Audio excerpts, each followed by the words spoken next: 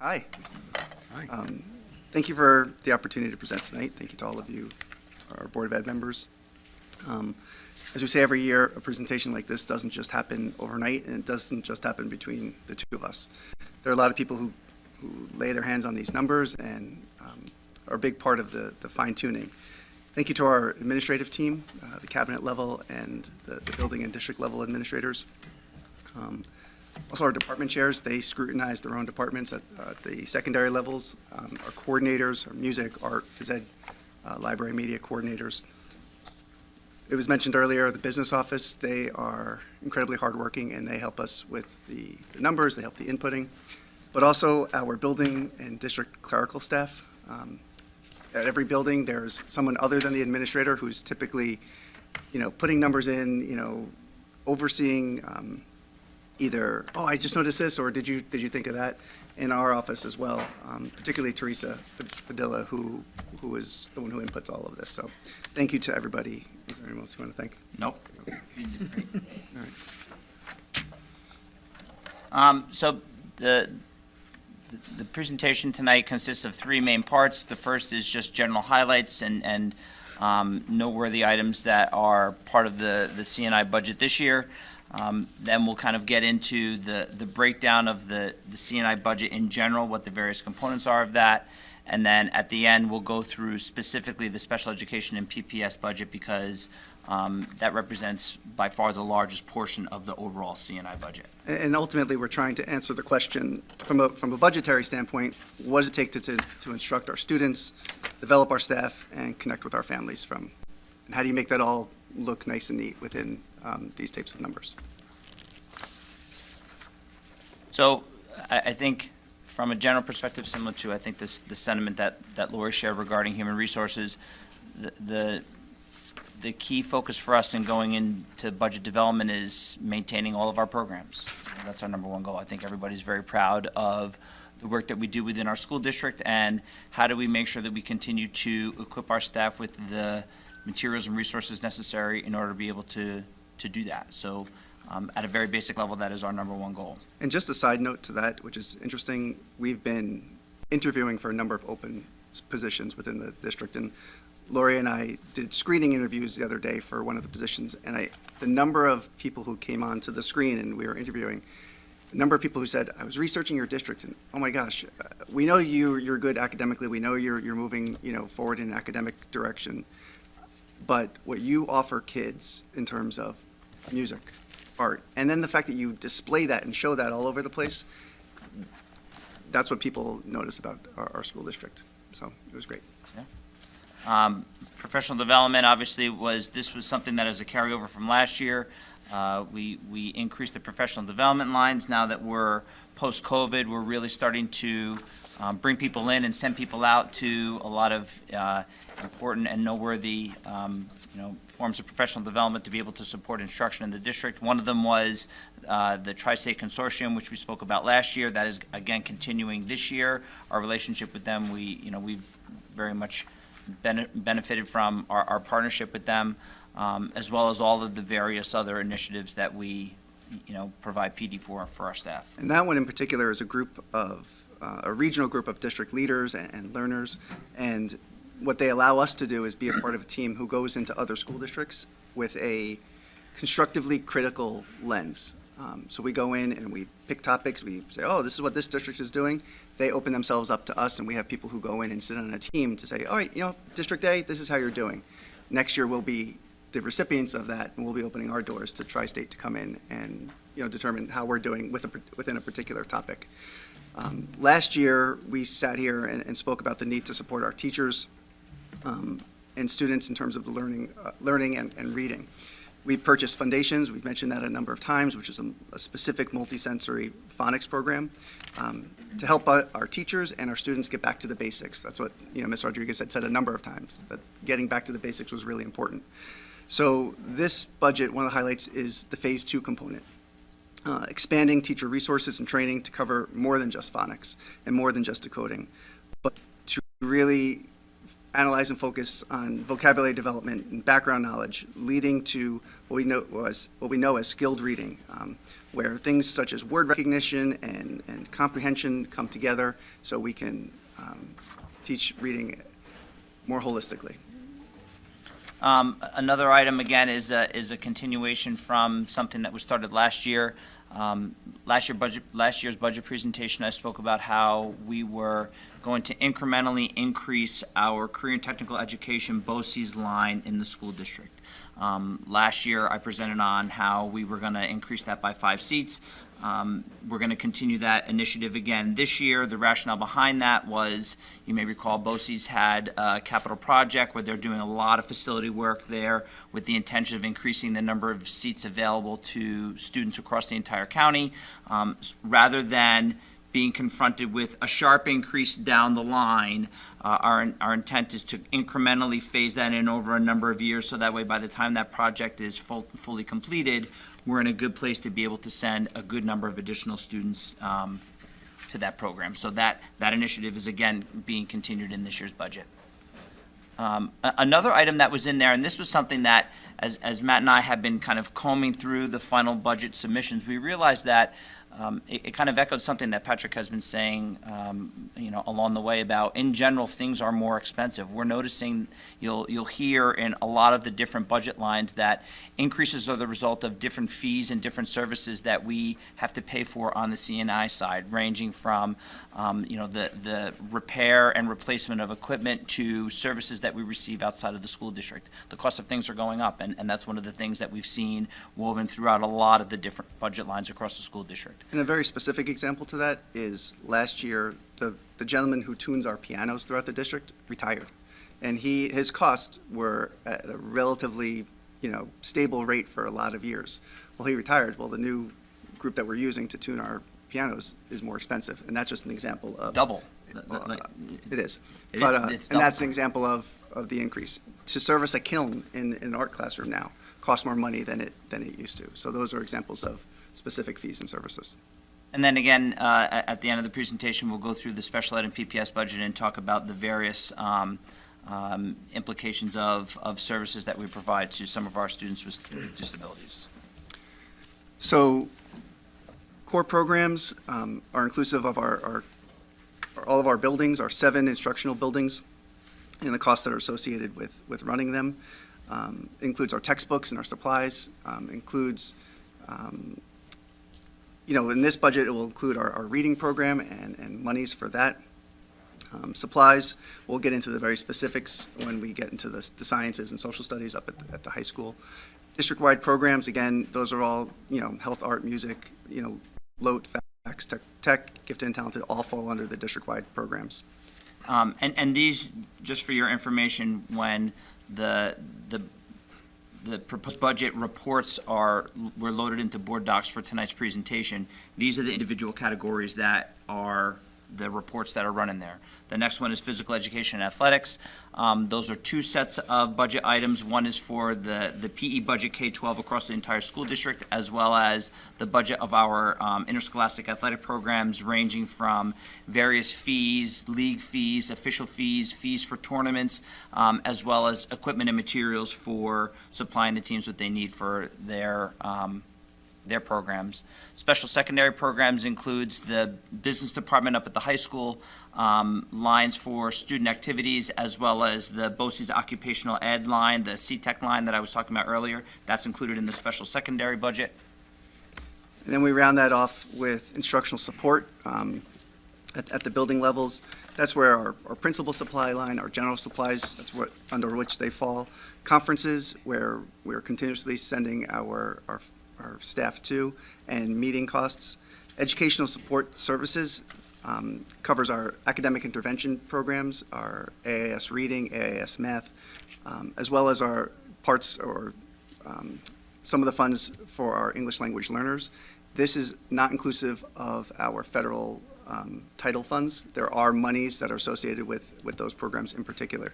It also includes our non-public textbooks. So all of our textbooks are covered under here, but our non-public textbooks, and we'll talk about that in a little bit as we get to it, but there is an increase as the requests for more textbooks from some of our non-public students increases. We had to increase that line a little bit. The instructional management line includes the lines associated with the C&I administration budget, as well as curriculum development, which is things like dues and publications, district-wide testing fees, various BOCES fees and BOCES trainings, lead mentor trainings, cross-contract trainings that we work with other BOCES with. And then, again, finally, the special education and PPS services. We'll go through the various specific lines of those budgets when we get to that portion of the presentation. I have to tell you, I really liked Lori and Patrick's pie chart. I thought it popped. I think it popped more than this, so Oh, it did. It was nice. I'm just giving props. So next year ours will pop a little bit more. we didn't talk about that when we were planning for that. You were going to say that before the presentation. We didn't. Also, well, I hadn't seen theirs. I didn't know. So anyway, this is our pie chart, which really breaks down the programs and where our monies are allocated. You've got, and we just explained what the different categories are. The biggest being special secondary, which the biggest chunk of that is our OCED. Right. We don't include special ed and PPS because, again, that's really kind of a separate budget line. This is all of the other budget lines in their totality. Are there any questions so far? Okay. Why is instructional management separate from instructional support? So instructional support deals largely with the buildings. That still provides various codes that are for things like supply lines, I believe, are in there, conferences and meetings for the buildings specifically. The instructional management is more C&I administration on our end. It's our professional development lines, fees for our associations, as well as like various other managerial BOCES fees that is not divided up amongst all of the various buildings. So instructional support is largely, you'll see, if you look at that budget line, you see all of the different elements are still broken down by building. Instructional management is a district-wide code. So when we send teachers or staff members to BOCES for training, that's largely where that comes from, right? Okay. Instructional support also includes field trips and things like that. So that's one of the differences in building versus district-wide. I think like furniture, I think building furniture lines are in instructional support, things like that. Oops, sorry, go back. Okay, so specifics, we went over the general. I got new contacts. You don't need to know this, but they're great for distance, but they've really messed up my reading, so I had to go to CVS and get these. So I'm glad my back is to All right, well, camera. friends. It's great. It's awesome. And that's my excuse, and I'm sticking with it. So core programs, as I said, cover the reading program K-5 as an example. There's also covers general supplies. There are supplies such as, you'll see an increase within the science department. We have, well, I don't know if you want to explain. Sure. I mean, you'll notice if you go through all of the various budget lines, there's probably two lines specifically that will jump out at you. One is the science supply line up at the high school. We've spoken about how we have new state assessments at the 5th grade and 8th grade level in science. We're also moving to the next gen standards at our secondary level in terms of the Regents exams, and there's some shifts that has to happen in various science labs. So that's materials needed by our science department to be able to support the shift in those labs. And then the other line is the social studies textbook line. 6 years ago, the social studies department had to move to the new the New York State social studies framework, and we adopted the Houghton Mifflin World History textbook at the 9th grade level for global studies. That 6-year site license is up, so we have to renew the digital license to access that textbook. So that's just kind of extending the usage of the digital version of the textbooks that we use in our global studies class. You'll also see that we recoded a number of things. So Sapphire and Smith Clove last year had a general budget area of Smith Clove Text Gen Ed and Smith Clove Supplies Gen Ed. We broke those down into language arts and math. So you'll see a 100% decrease in those the general ed areas or supply and text area, but then you'll see an increase at Smith Clove Language Arts and Smith Clove Math, as well as Sapphire. As far as, well, we want to go in order, sorry. I was No. going to jump ahead. No, go ahead. No, I was Are going to you jump. at district-wide programs? Yeah, that's you. So district-wide programs consist, as Matt had shared earlier, with many of our K-12 programs from health, art, music, with the exception of PE, which is in its own line. This is where we start to get into some of those fees that I was speaking about. If you look at the budget report, you'll notice some increase in art and music and family and consumer science lines. Those increases are in the family and consumer science line to the repair costs for the ovens and sewing machines that we have in our various departments. Those expenses are increasing. The maintenance of our kilns, the tuning of our various musical instruments, those lines are all increasing. You'll also notice if you go through the line that this line has two changes in it. One change is originally Odyssey of the Mind was included in the gifted and talented other expenses line. We've since pulled out the Odyssey of the Mind fees and expenses and created its own line for that. In addition, last year we spoke about the development of budgets for the schools that have theater productions. The theater productions are included in the district-wide programs line as well. So overall, in totality, the cost of each of those budget lines for the theater was $56,000. So there's a reduction in some of the other lines, but the overall increase is the inclusion of that. Another topic, I actually went back and I had to re-watch last year's CNI presentation, and I noticed. How did we do? We did great. We had a very lengthy conversation about the piano last year, and one of the things that was said was it was a one-time purchase, and there should be a reduction reflected in next year's budget. So if you look at the high school music line, there is a reduction in there due to the expense of the piano that is no longer in there. But to that end, when a child, even at the elementary school, wants to play an instrument, we want to support that. And not every one of our students is able to go out and afford to rent an instrument. So there is an increase in some of the schools where we have to replace instruments, and so that we have school instruments, and you'll see a slight increase in some of those areas. But in truth, the reason why the line is only going up by approximately 40,000, which is the inclusion of all of the drama lines, the various other increases are counterbalanced by the piano that is no longer in there. Alrighty. All right, PE and athletics. Sure, PE and athletics, the PE budget is down slightly, $2,000. There were some fairly sizable expenditures that we had to do last year that are no longer needed in the budget, so there's actually a slight reduction in PE.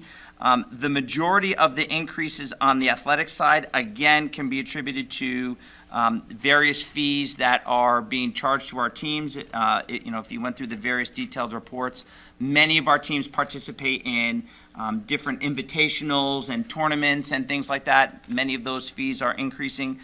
We have a few teams that are due we have a cycle, a rotation of uniform purchases. All of our teams don't get brand new uniforms every single year. So we have a number of teams that are due for new uniforms next year, which is another part of the increase. But again, the overall PE budget is up, and PE athletics budget is up just over 2%. And then special secondary. What's your? Sure. Special secondary, as I said earlier, includes our business department line, as well as student activities, but also the bulk of that line is attributed to BOCES, the BOCES CTE program, and that line is going up by just under $100,000, which is the inclusion of the additional seats for CTEC for the 24-25 school year. And we then drop down to instructional support, which again, we're maintaining what we have. There is a bump up in some of our field trip lines. We believe in the importance of experiential learning. To give our kids the opportunity to go on field trips is important. There were years ago, field trips weren't an option. We brought them back a number of years ago, and we'd like to continue, with that. Graduation costs are factored in here, and then furniture costs are in here. So when we need student desks that have to be replaced, or new art tables, or whatever those costs are, those are factored in under instructional support, as well as conferences. Last year, we increased our conference line. That was something we presented on last year, the importance of professional development, and we'd like to maintain that for this year. We're not increasing it, but we would like to maintain that because we continue to find it very beneficial. As far as education support, this is, again, AIS reading and math and costs not covered by title money or federal title money. I said earlier that the non-public or the request for non-public textbooks has increased, just the number, and that increase is going from 50,000 to 65,000, is what that would be. And there, another cost that's in there in terms of the increase is the cost of translators who are not district employees. So as our need to, as we continue to want to connect with our parents and our community members, not everyone speaks English as their first language. It's typically easy for us to find a Spanish translator. Sometimes we have them working within our schools, or we have a larger number of people who could help support that. But then we have languages where we may not have the ability within our school. We may not be able to just go out and find somebody who speaks Serbian. We might, but they might not be a translator that we could utilize. So times like that, we have to contract with a company to help support that, and we increase that line as well. And just a quick reminder about textbooks. We say this every year in this presentation about how textbook aid is 1-to-1. So for every dollar you spend, you get aided up to a maximum amount. Our textbook aid is usually somewhere in the neighborhood of about $500,000 across the entire school district. So when we run this budget, we do a separate budget report compiling all of the textbook lines across the entire school district to make sure that we maximize that aid. So that increase in non-public textbooks that we were speaking about still qualifies for that textbook aid. So just a reminder about that. All right. So special ed and PPS, and we wanted to break that out just because it Yep. tends to be a sizable amount. And instructional management was flat. Yes, and again, that was the Right, BOCES the conference. BOCES line. So there's two main components to the special ed budget. The first portion of the special ed budget consists of a variety of different lines that are largely service and administratively driven.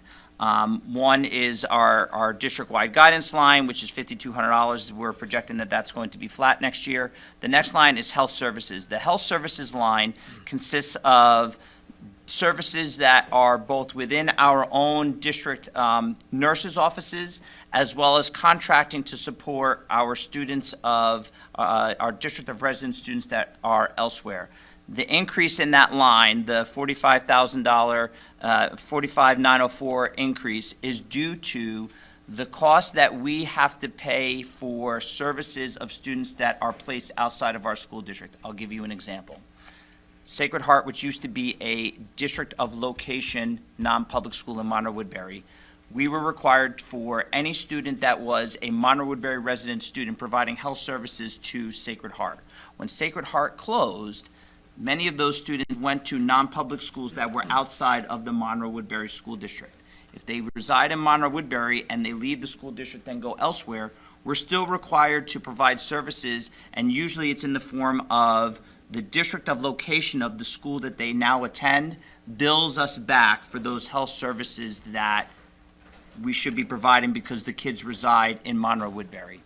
Actually, tonight in the business section, there are a number of contracts that you will be approving for those types of services across multiple school districts. So we're seeing an increase in the request for services of Monroe Woodbury students attending those out-of-district programs that we now get billed back for.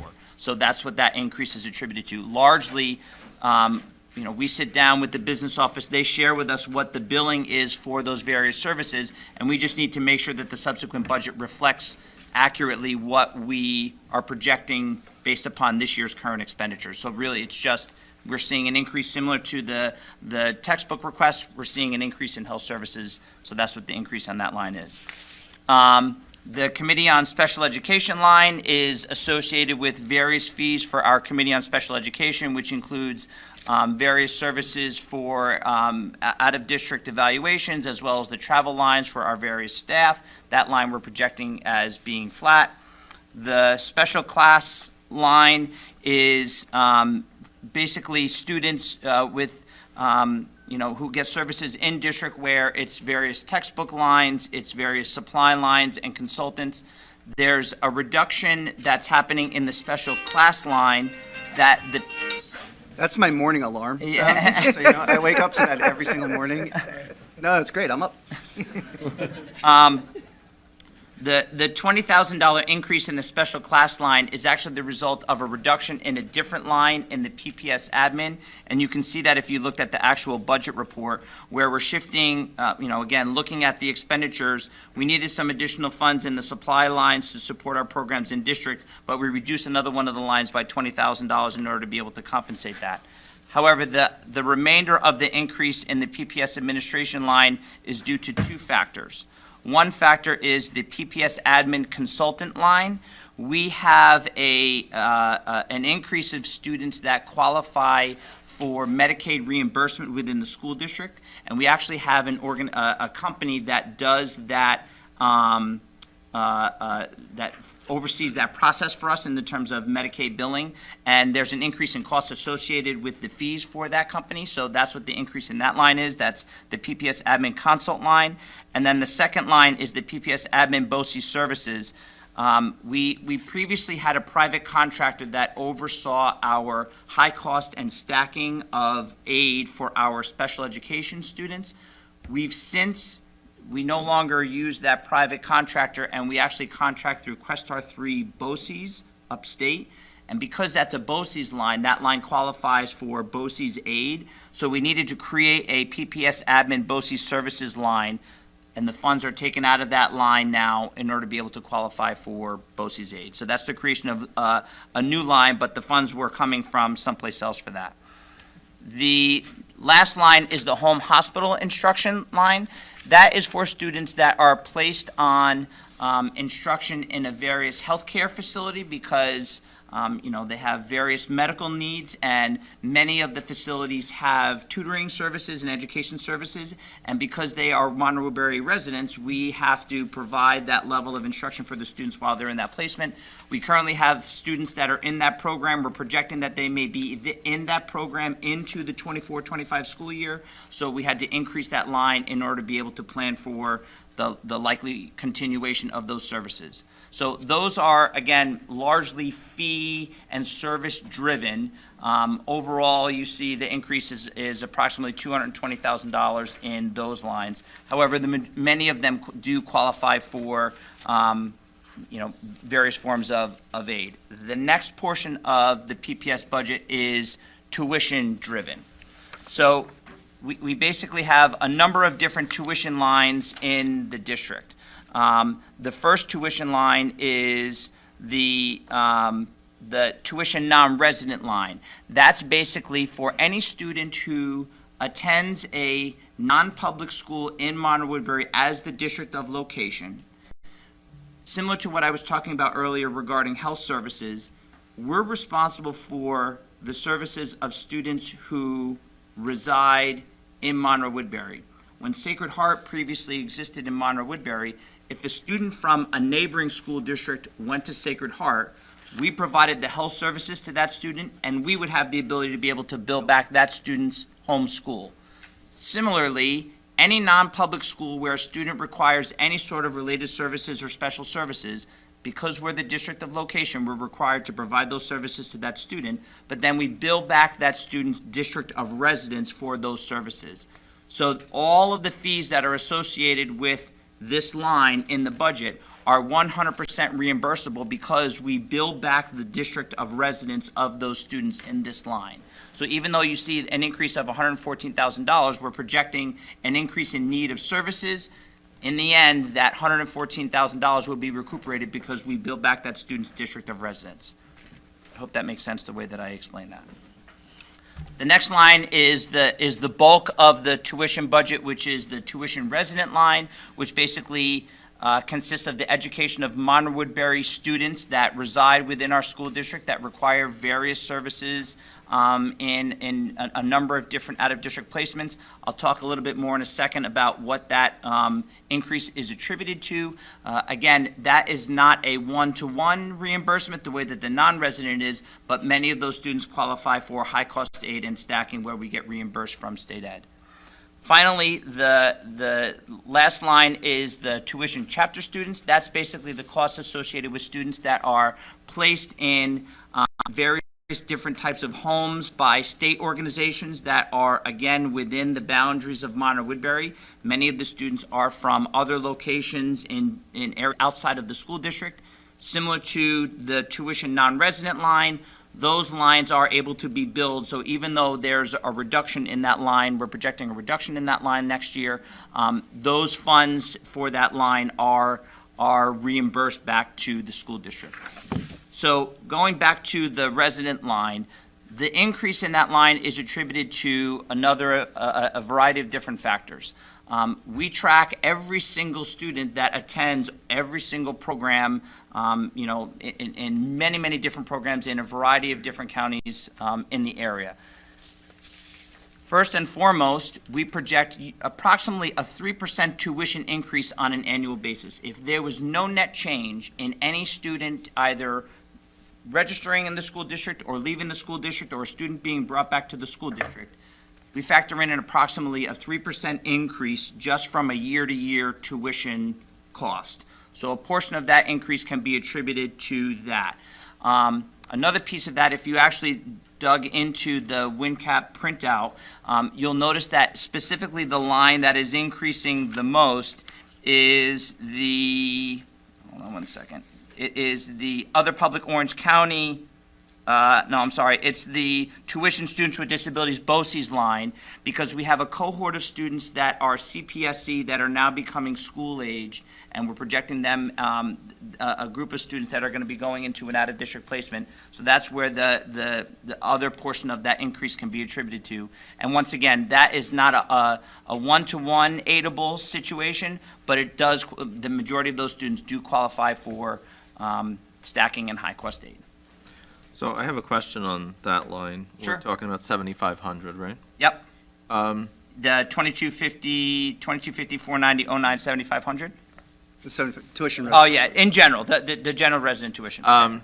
When you're budgeting for that, do you budget with the differential of the aid? Or is this like if we paid the full cost? This, what you see here is the full cost. The aid doesn't come until the subsequent school year. So when Patrick does his presentation and he does the expenditures versus revenue, the aid that they project to receive is based upon the students that we pay for the full cost during this school year, and then we get the revenue the subsequent school year. So what you see is the full dollar amount. I'm glad you asked that, because if I'm sitting here and I don't really know if I'm someone in the audience or who's watching this, and you'd almost think, well, why do we even have to budget for that if we're just going to get reimbursed for it? But again, we have to put out the money up front, and then we get reimbursed the following year. Is that right, Patrick? That's right. The appropriations budget, right? You have to account for the full expense, and then the revenue budget would offset that. We don't net things in this kind of presentation in the Right. budget. It's the same as, I mean, if you were talking about textbook aid, the dollar amount that you see is the full cost of what it costs for us to buy those books. The following year is when we get, they're 1 year delayed in the reimbursement of that. So next year's revenue will get that $500,000 for this year's expenditures in textbooks. Same. Okay. Any other questions? All right. Thank you very much, everyone. Thanks.